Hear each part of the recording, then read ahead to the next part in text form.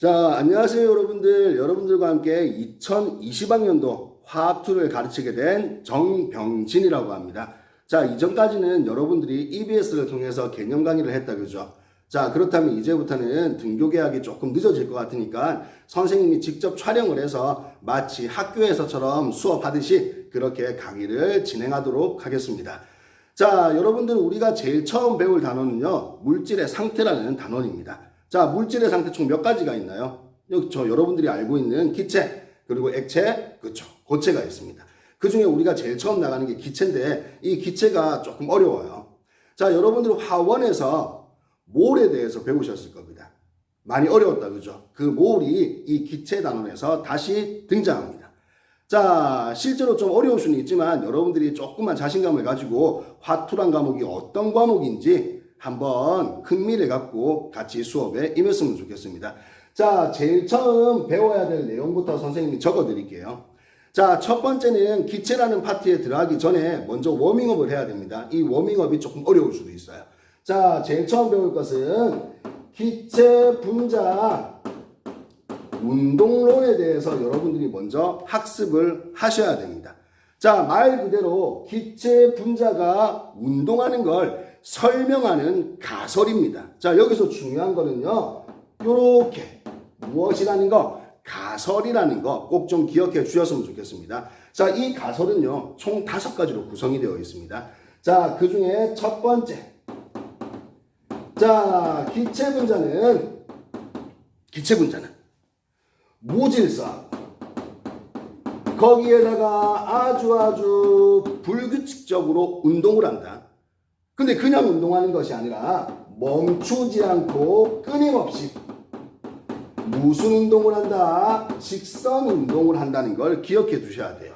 자, 그러면 친구들이 물어볼 겁니다. 선생님 직선 운동만 하나요? 아니요. 곡선 운동도 해요, 실제로는. 근데 그 곡선 운동까지 여러분들이 생각을 하시려고 하면 너무너무 복잡해진다는 겁니다. 예를 들어서 직선뿐만 아니라 곡선까지 우리가 고려를 하게 된다면 물리화학적으로 운동방정식을 세우는 게 아주 복잡해집니다. 그래서 우리는 그 복잡성을 없애버리고 그냥 심플하게 간단하게 방정식을 한번 세워보고자 이렇게 직선 운동을 한다라고 적어두는 겁니다. 자, 그 다음에는 두 번째 한번 보실까요? 자, 두 번째는 이렇게 선생님이 알려드릴게요. 자, 기체 분자간 무슨 작용을 하지 않는다? 상호작용을 하지 않는다라고 가설을 세웠습니다. 자, 이 상호작용이라는 건요, 이렇게 생각하시면 돼요. 인력도 없고 무엇도 없다는 거. 그렇죠. 반발력도 없다는 거. 그럼 여기에서 또다시 질문이 들어올 수가 있겠죠. 선생님, 질량을 가진 두 물체 사이에서는 서로 잡아당기는 인력이 존재하지 않습니까? 맞습니다. 기체 분자도 질량을 가지고 있는 분자이기 때문에 분명히 인력이든 반발력이든 다 작용을 할 겁니다. 하지만 방금 전에 말씀드렸습니다.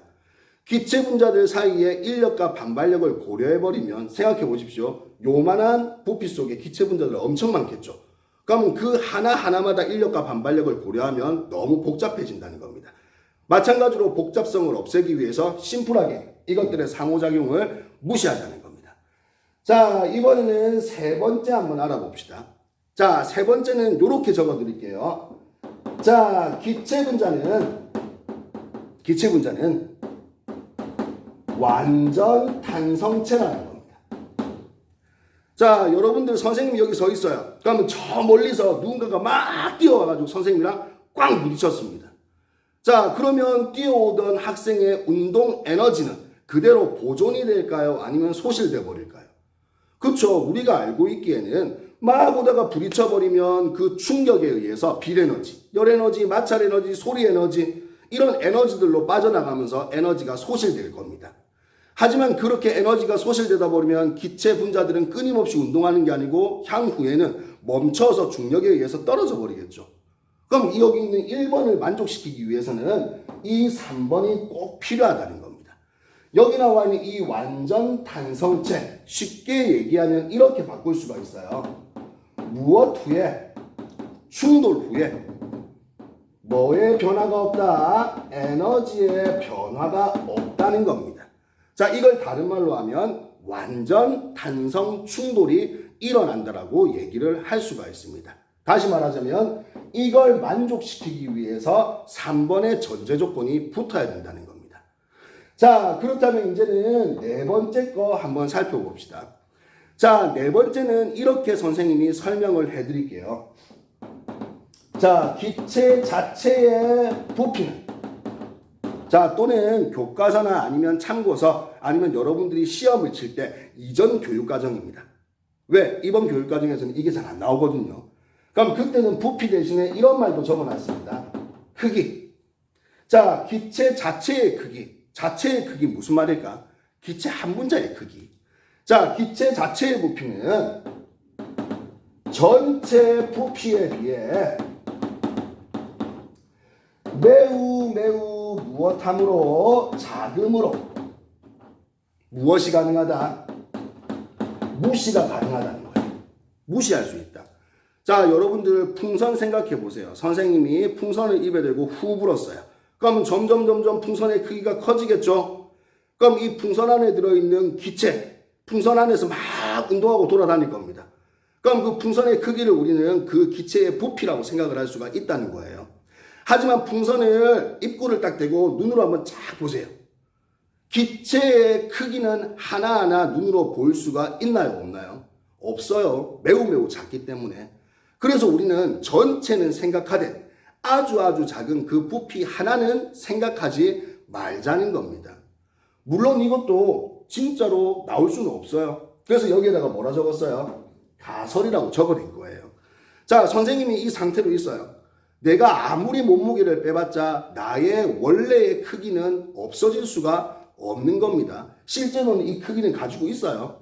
하지만 계산을 쉽게 하기 위해서는 하나하나의 크기를 고려하지 말자는 겁니다. 뭐만 생각하자? 전체의 부피만 생각을 해주자는 겁니다. 자, 이렇게 하면 우리는 총 몇 가지를 배웠나요? 네 가지를 배웠어요. 그럼 이 네 가지보다 더 중요한 게 다섯 번째입니다. 자, 그러면 여기에다가 선생님이 5번을 한번 적고 설명을 해드릴게요. 자, 여러분들 앞부분과 뒷부분에 약간 갭이 있다, 그죠? 선생님이 수업을 하다 보니까 목이 메어가지고 물을 좀 한 잔 마시고 왔어요. 자, 그렇다면 지금 5번을 다시 한번 더 들어가 봅시다. 자, 5번. 자, 5번은 선생님이 이렇게 별표를 딱 쳐드릴게요. 왜? 5번은 여러분들이 보일의 법칙 그리고 샤를의 법칙을 설명할 때 필요한 개념이기 때문입니다. 자, 5번은 이런 식으로 선생님이 설명을 해드릴게요. 자, 기체 분자의 평균. 자, 선생님은 그냥 EK라고 바로 적었어요. EK 같은 경우는 키넥틱 에너지. 무슨 에너지? 운동 에너지. 다시 말하면 기체 분자의 평균 운동 에너지는 오직 절대 온도에만 무엇한다? 비례한다라고 이렇게 표시를 해 줄 겁니다. 여러분들 절대 온도는 어디에서? 샤를의 법칙에서 한번 이미 개념 강의를 했다, 그죠? 자, 그러면 요거 다시 샤를의 법칙에서 선생님이 한 번 더 알려드릴게요. 자, 평균 운동 에너지는 오로지 무슨 온도에만 비례한다? 절대 온도에만 비례한다. 자, 이걸 우리가 어떻게 표시할까요? EK는 비례한다. 절대 온도. 근데 요까지만 우리가 이해를 하면 뒤에 문제를 풀기가 어려워요. 그래서 선생님이랑 조금 더 보충학습을 해 주셨으면 좋겠습니다. 자, 여기에서 한번 살펴봅시다. 자, 우리는 요렇게 바꾸어 갈게요. EK는 요렇게 등식으로 바꿨어요. 그럼 앞에 비례상수가 필요하겠죠? 요 앞에 이렇게 붙을 거예요.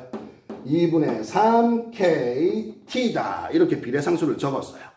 그러면 이 내용은 향후에 여러분들이 대학 갔을 때 조금 더 자세하게 배울 내용인데 간단하게만 한번 짚어드릴게요. 자, 여기에 나와 있는 K, 이 K를 우리는 볼츠만 상수라고 이름을 붙여줄 겁니다. 볼츠만 상수. 그래서 우리가 적을 때는요, KB라고 이렇게 적어낼 겁니다. 자, 여기 나와 있는 이 볼츠만 상수는 이렇게도 표시할 수 있어요. 이 두 가지는 여러분들이 알고 계시는 거예요. 무엇으로? 아보가드로의 수 분의 기체 상수로 이렇게 표시해 주실 수가 있습니다. 자, 그렇다면 이 앞에 나와 있는 2분의 3이라는 숫자 있죠? 자, 이 숫자는 마찬가지로 여러분들이 대학 갔을 때 이원자 분자냐, 삼원자 분자냐, 아니면 이것들의 대칭성이 있느냐, 여기에 따라서 이 앞에 숫자는 계속해서 2분의 3이다, 2분의 5다, 2분의 7이다, 이러한 다양한 숫자로 바뀌어 갈 겁니다. 그럼 여러분들은 지금은 머릿속에서 이것만 제발 기억해 주세요. 우리 화학2에서는 딴 거 다 필요 없어요. 2분의 3kT가 다시 말하면 평균 운동 에너지는 절대 온도에 무엇한다? 비례한다. 요 사실만 제발 좀 기억해 주셨으면 좋겠습니다. 자, 여기에서 한 걸음 더 나가 보셨으면 좋겠어요. 자, 간단하게 한번 봅시다. 자, 이 K값, 운동 에너지 값, 물리 시간에 운동 에너지 어떻게 구했죠? 2분의 1 mv 제곱으로 이렇게 배웠어요. 그럼 문제 우리 화학 시간에는 얼마? 2분의 3 kT다. 이렇게 배웠다는 거예요. 자, 그럼 여기에서 아주 간단하게, 그 다음에 선생님이 정확하게 알려드릴게요. 이렇게 앞에 있는 상수 다 날리세요. 그럼 요 두 개만 남았다, 그죠? 자, 넘겨주세요. V제곱은 무엇분의 M분의 T라고 표시할 수가 있다는 거예요. 근데 요 M은요, 기체 분자 몇 개? 한 분자를 뜻하는 거예요. 근데 우리는 화학 시간에 한 개라는 단위는 잘 안 써요. 뭐로? 1몰로 사용합니다. 그래서 여기 있는 얘를 뭐로? 분자량으로 이렇게 바꿔달라는 겁니다. 그러면 여기에서 뭐가 나오죠? V는 루트 M분의 T라는 식이 하나 등장할 겁니다. 다시 말하면 평균 속력은 분자량의 제곱근의 반비례, 그리고 절대온도의 제곱근에 무엇한다? 비례한다는 식이 하나 등장하는 겁니다. 근데 요걸 조금 더 자세하게 살펴봅시다. 자, 이렇게 적어볼게요. 2분의 1 mv 제곱은 2분의 3 얼마다? kT다. 자, 요것들은 요렇게 지워줄 수가 있겠죠. 근데 나머지는 지울 수가 없어요, 실제. 자, 그럼 그대로 넘어갑시다. v 제곱은 m분의 어떻게 나타낼 수 있죠? 3kT로 나타낼 수 있어요. 하지만 요거는 기체 몇 개? 한 개. 우리는 몇 몰 사용한다? 1몰. 그럼 요 옆에다가 뭘 곱해줘야 될까? 그죠? 아보가드로의 수만큼을 요렇게 곱해줘야겠죠? 그러면 분모를 곱했으니까 어디에도? 분자에도. 그럼 여기에 3K NaT라고 적어낼 수가 있는 겁니다. 그럼 여러분들 볼츠만 상수 선생님이 간단하게 설명했다, 그죠? 여기 보세요. K에다가 NA를 곱한 값 뭐로 치환시켜 줄 수가 있어요? K에다가 NA를 곱한 값 무슨 값으로? 기체상수로. 그래서 우리는 V제곱은 무슨 양? 분자량분의 3RT로 이렇게 표시해 줄 수가 있어요. 자, 그렇다면 결국에는 이렇게 표시할 수가 있겠네. N분의 얼마다? 3RT. 3이라는 상수, 그리고 기체 상수. 결국 누구랑 똑같습니까? 위에 거랑 똑같습니다. 마찬가지로 평균 속력은 분자량의 제곱근의 반비례, 절대온도의 제곱근에 무엇한다? 비례한다. 자, 이까지 나가면 우리는 기체 분자 운동론의 가설 총 몇 가지? 5가지를 학습한 겁니다. 자, 여러분들 이 5가지는 대학 가서도 꼭 사용하는 거니까 미리 한번 구경을 했다 생각하고 한번 알아두시는 거 아주 유용하게 활용될 겁니다. 자, 그렇다면 선생님이 잠깐 물 한 잔 마시고 다시 두 번째 거 들어가도록 하겠습니다.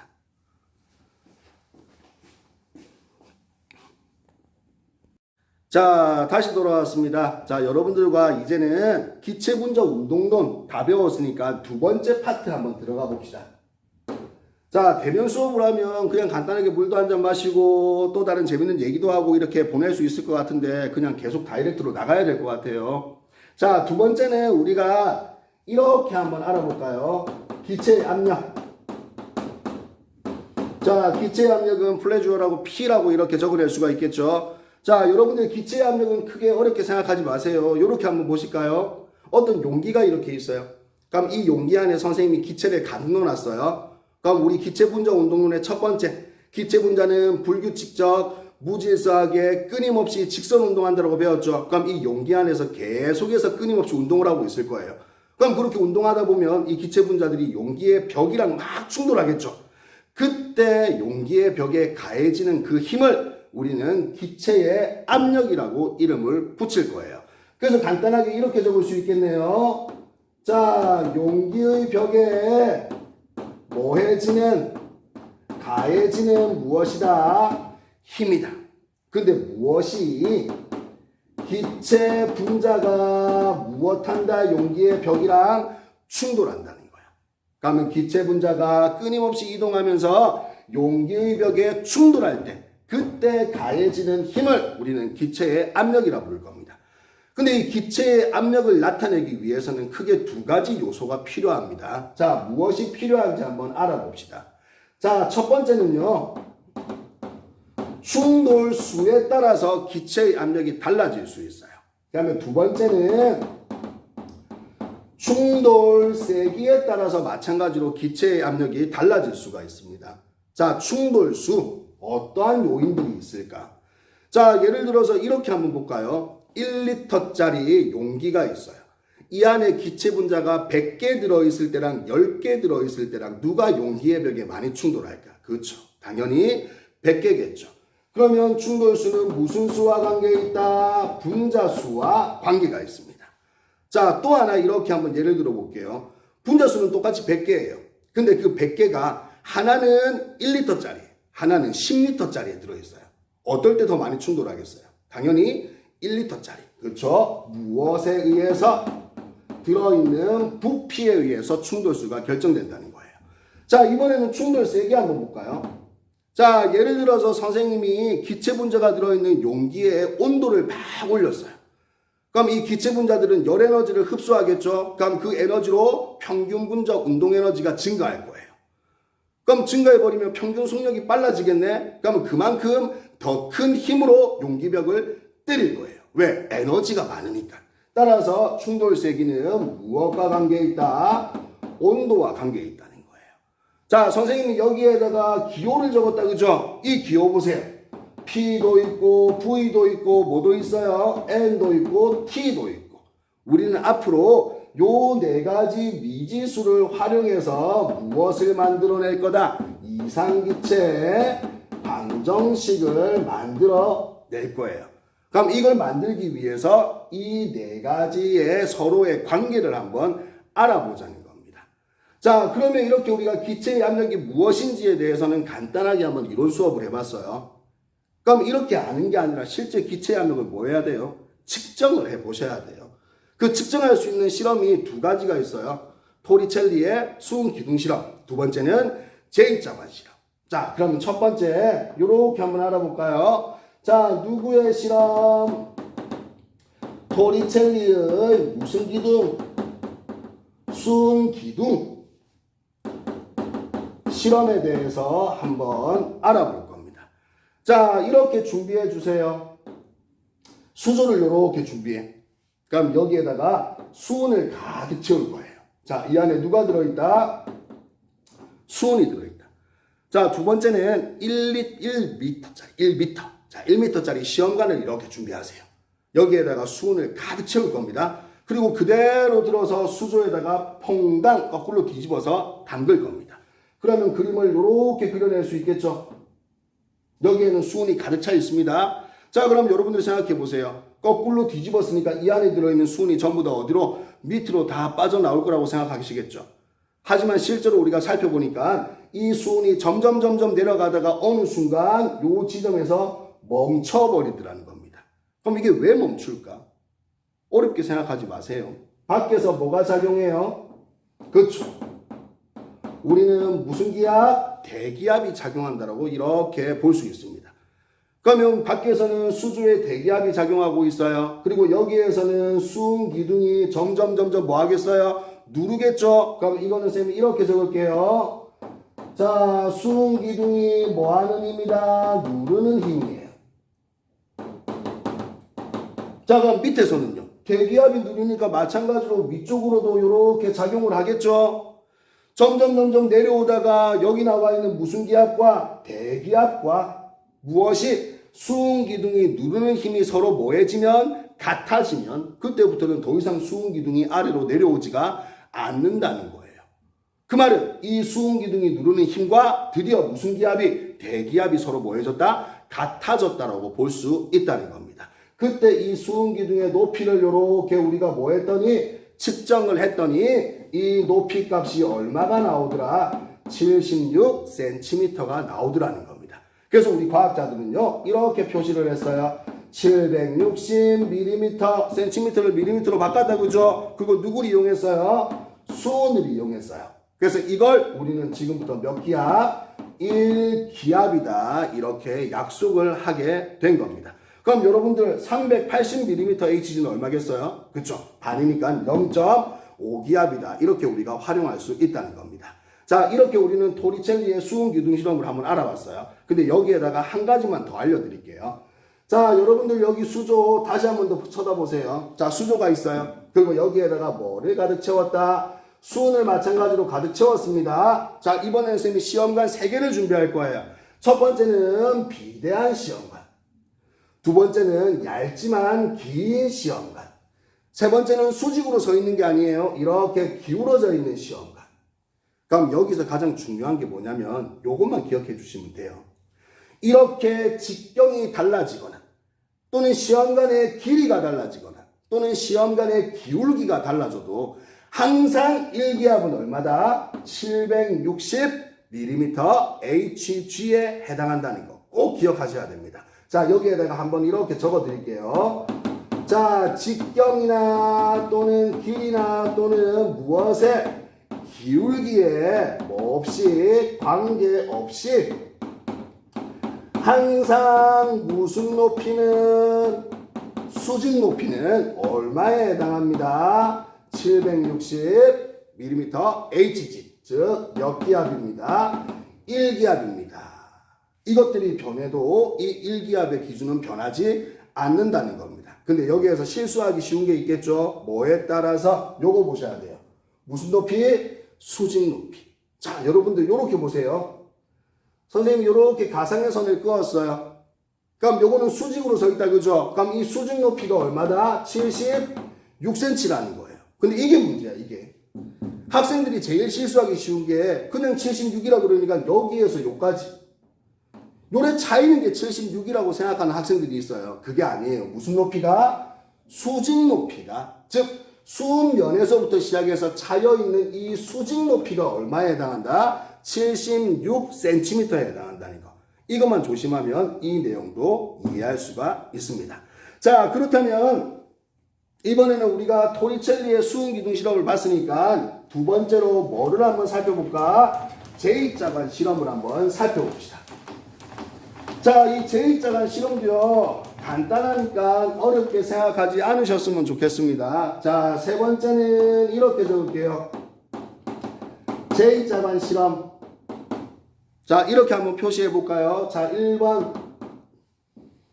제2자관을 이렇게 준비해 주세요. 제2자관. 자, 그리고 여기에다가 기체를 집어넣고 수온을 집어넣었어요. 자, 그랬더니 수온이 이렇게 됐어요. 두 개의 높이가 서로 뭐해졌다? 같아졌다. 그리고 여기에는 누가 차여있다? 기체 X가 차여있다. 그리고 요 끝을 한번 보실래요? 열려있어, 닫혀있어? 열려있어요. 뭐 되어있다? 오픈되어 있다. 그럼 요 위에서 누가 누를까요? 그렇죠. 무슨 기압? 대기압이 1기압이 이렇게 작용하고 있을 겁니다. 그럼 여러분들 상식적으로 한번 생각해 보세요. 여기에서 1기압이 누르고 있어. 기체 X도 끊임없이 운동하면서 누르고 있겠죠. 근데 여기 있는 수온의 높이가 서로 같아요. 그 말은 요 기체 X의 누르는 압력과 요 대기가 누르는 압력이 서로 뭐 해졌다? 같아졌다. 그렇죠? 그래서 이때는 우리가 이렇게 표시할 거야. 기체의 무엇은 압력은 누구랑 대기압이랑 서로 같은 몇 기압이다? 1기압이다. 이게 기준이에요. 기준. 자, 그럼 이거 가지고 우리는 이렇게 만들어낼 수도 있어요. 두 번째, 마찬가지로 제2자관을 이렇게 준비해 주세요. 자, 이번에도 기체를 채웠어요.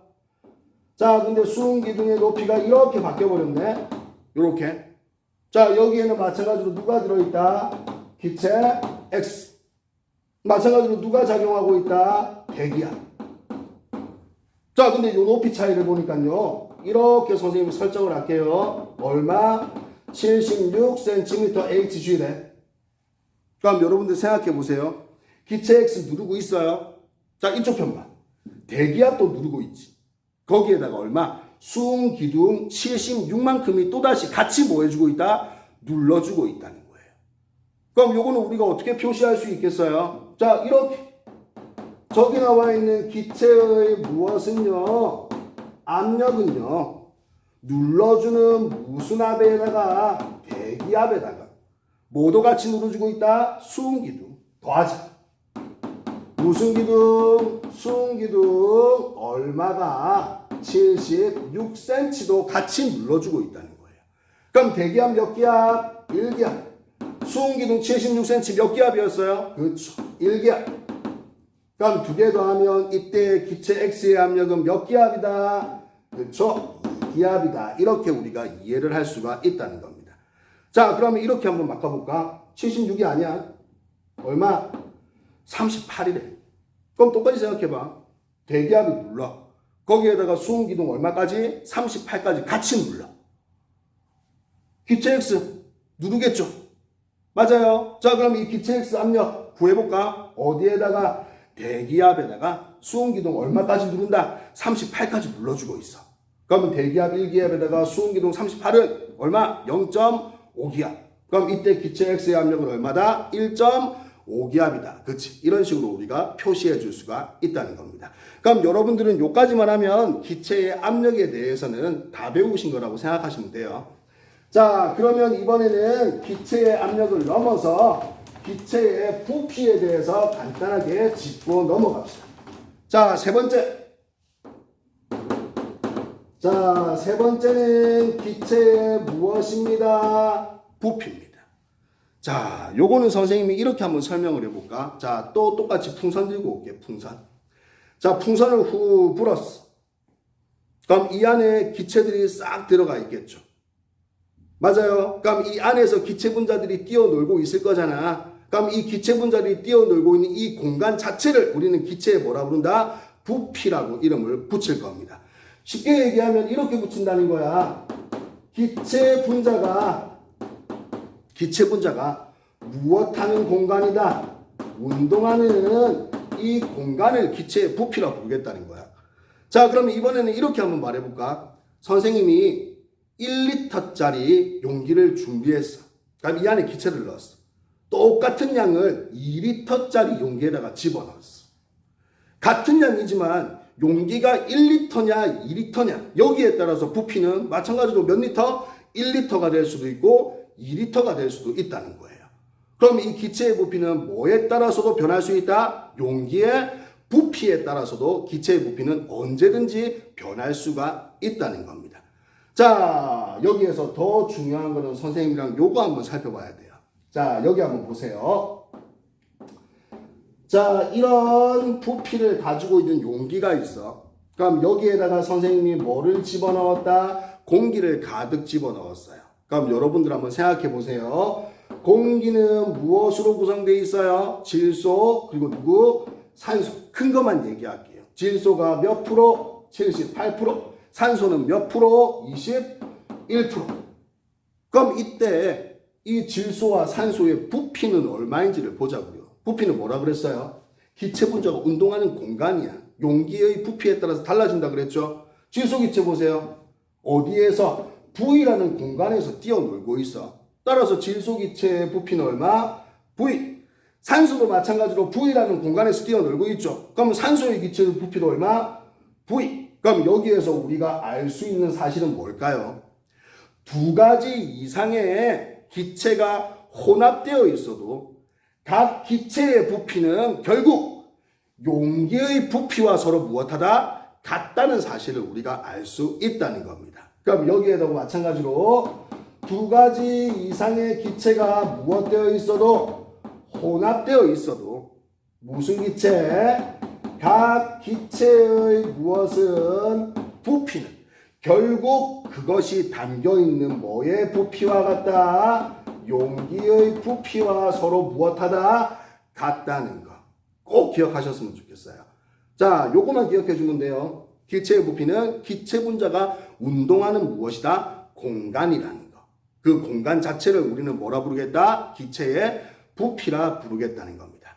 자, 그렇다면 우리 한차시 분량은 여기서 이제 이렇게 끝내겠어요. 자, 끝내고 다음번에는요, 선생님이 보일의 법칙, 그리고 샤를의 법칙, 그리고 아보가드로의 법칙에 대해서 또다시 피드백 한번 하고, 그 세 번째 차시에는요, 선생님이 이상기체 상태방정식, 그리고 돌턴의 부분압력 법칙, 돌턴의 부분압력 법칙은 처음 배운다, 그죠? 요렇게 해서 3차시 분량을 끝낼 예정입니다. 자, 여러분들 간만에 얼굴을 보고 싶지만 얼굴을 못 본 채 이렇게 그냥 동영상으로 강의하게 된 거 좀 많이 아쉽네요. 얼른 등교 계약이 됐으면 좋겠습니다. 자, 여러분들 처음부터 끝까지 정주행 한번 해주세요. 다시 말하지만 뭐 한다? 피드백 한다 생각하시고. 자, 고생했습니다. 1차시는 여기서 마칠게요. 고맙습니다.